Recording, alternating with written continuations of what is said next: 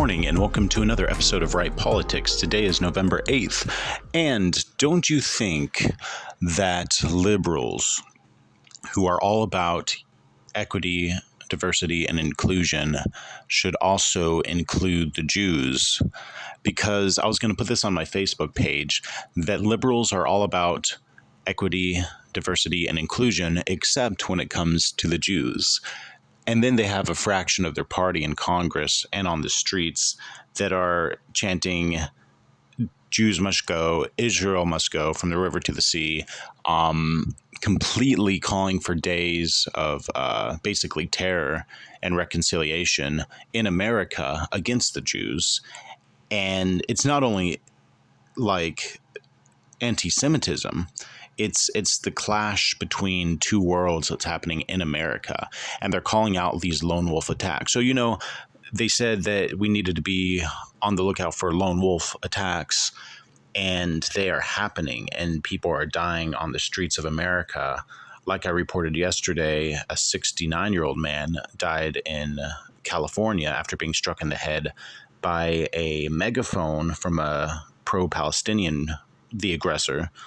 And it was just another woman drove into a black National Israelites meeting center thinking that it was a Semitic Jewish school, but they're actually an anti-Semitic group labeled by the government, but she just had a different identification and misunderstood it. So she drove her car thinking it was a Jewish school because she was so upset of what she was seeing on the news. So when we have leaders like Hamas calling for basically International Day of Retaliation, it's going to be these lone wolf attacks that are happening in America.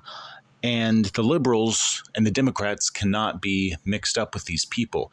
These are Islamic sympathizers.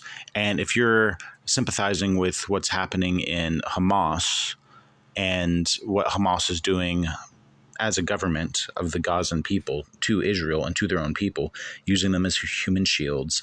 They have a tunnel that is just as complicated as the Vietnam tunnels that the Viet Cong dug. And if you ever look up a video on those, filled with booby traps, there was like 60% fatality of soldiers who went in those tunnels. And the Israelis are going through the same type of tunnel system. And the Hamas leaders are sending soldiers down with hostages in those tunnels. And they purposely put their headquarters and bases in schools and hospitals. They just said that, when you get these flyers from the Israelis telling you to leave south because there's going to be bombing, it's propaganda, and stay put. And they're using their people as human shields. Now, I was so angry at the Syrian president in 2013 when he was gassing his own people. I was going to join the military just because it was such a human rights violation. So you have to understand these people live in the safest, most protected country in the world. So they have the right to protest. But once you start saying kill the Jews and people start actually doing it, everyone who's chanting that stuff, anti-Semitic, should be put on an FBI watch list and watched in the same way as a domestic terrorist would be watched. It is a war on terrorism. These are lone wolf attackers, and they are infiltrated through these protest groups. And it's something that would happen if you saw a Ku Klux Klan rally and they were all saying kill the blacks. They would be watched by the FBI. And I believe that the silent majority has been silent for too long. So protesters were saying kill the pigs, and then they actually started killing cops. They would be on the FBI. Let me know what you think in the list. comments. Be sure to like, subscribe, so elementary. and We should be doing it, Right Politics. at the second of aggression.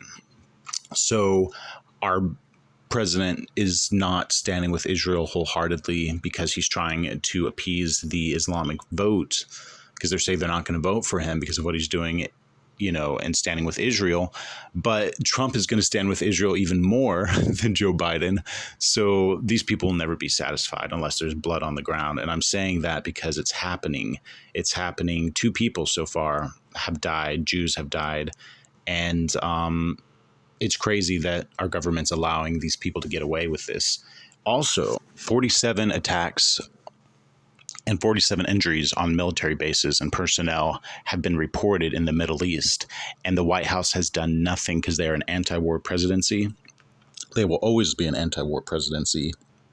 They are not even following through with their word that they said on CBN News, don't try it. And now it's like, well, we don't have a fatality overseas. So that's why we're not entering the war. But these proxy attacks by, Hamas and Iran-backed military, we are at war with Iran through proxy wars, and they're going to continue until U.S. soldiers are dead overseas.